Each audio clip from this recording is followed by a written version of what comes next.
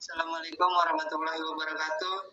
Perkenalkan, kami dari kelompok 3 ingin mempresentasikan hasil diskusi kami yang beranggotakan Muhammad Aldi Ferdian dan Rian Sentosa, yang bertemakan wawasan Nusantara Cakrawala Geopolitik Indonesia.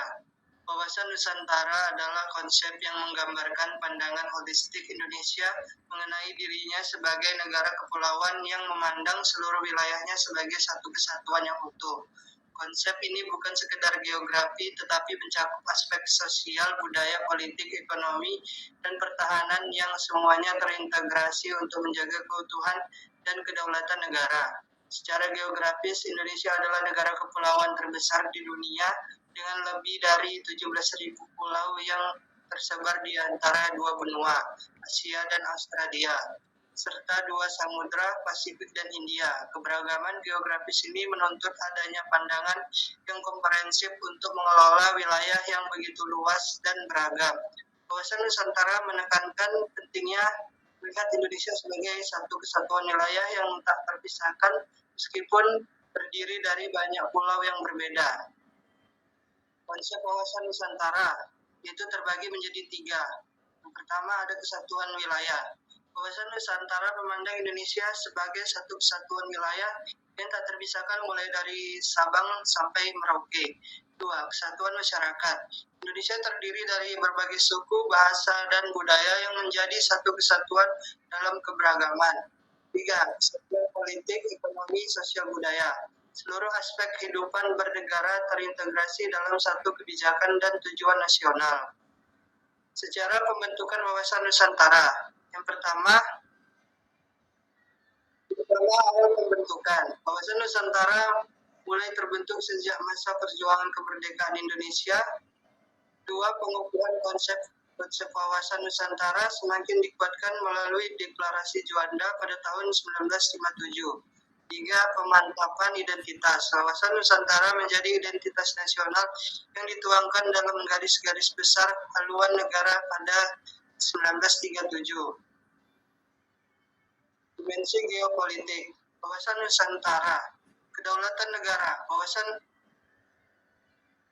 Nusantara menegaskan kedaulatan Indonesia atas seluruh wilayah perairan dan udara di antara pulau-pulau. Stabilitas keamanan. Konsep ini menjaga keutuhan wilayah dan mencegah ancaman terhadap integritas negara. Pembangunan nasional. Wawasan Nusantara mendukung pemerataan pembangunan di seluruh kepulauan Indonesia. Baik, selanjutnya akan dijelaskan oleh teman saya Rian Sentosa. Baik, peran wawasan Nusantara dalam kebijakan luar negeri. 1. Diplomasi aktif, yaitu wawasan Nusantara mendorong Indonesia berperan aktif dalam diplomasi internasional untuk melindungi kepentingan nasional. 2. Kerjasama strategis, yaitu konsep ini menjadi dasar bagi Indonesia dalam membangun kerjasama dengan negara lain secara setara dan saling menguntungkan. 3. Penjagaan kedaulatan, yaitu wawasan Nusantara mendukung upaya Indonesia menjaga kedaulatan wilayah di tengah persaingan global. Selanjutnya, tantangan dan peluang wawasan Nusantara. Yang pertama, menjaga integritas nasional.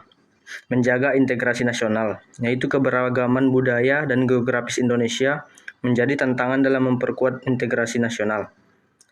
2. Memperkuat kerjasama internasional, yaitu wawasan Nusantara dapat menjadi fondasi bagi Indonesia dalam membangun kerjasama strategis global. 3. Mengoptimalkan potensi maritim. Indonesia dapat mengembangkan sektor maritim sebagai kekuatan ekonomi dan pertahanan berdasarkan wawasan Nusantara. 4. Melestarikan keanekaragaman. Wawasan Nusantara harus menjadi payung bagi upaya melestarikan keanekaragaman budaya dan lingkungan Indonesia.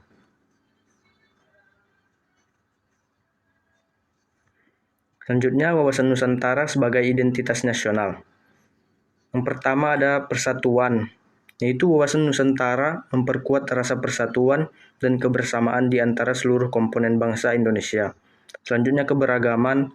Konsep ini menghargai dan melestarikan keberagaman budaya, suku, dan agama di Indonesia. 3. Kedaulatan. Wawasan Nusantara menegaskan kedaulatan dan integritas wilayah Indonesia sebagai negara kepulauan.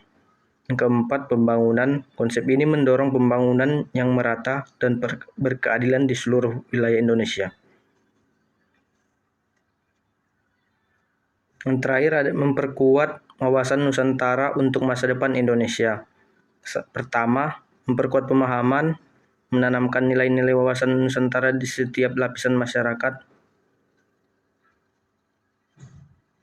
Ketiga, adaptasi dinamis. 4. Mengembangkan wawasan Nusantara sejalan dengan tuntunan zaman. 5. Kerjasama internasional. Dan keenam, membangun kerjasama global berdasarkan prinsip-prinsip wawasan Nusantara. Ketujuh, pembangunan berkelanjutan. 8. Menjadikan wawasan Nusantara sebagai pondasi bagi pembangunan yang merata dan berkelanjutan. Baik, cukup sekian presentasi kami. Kami akhiri. Assalamualaikum warahmatullahi wabarakatuh.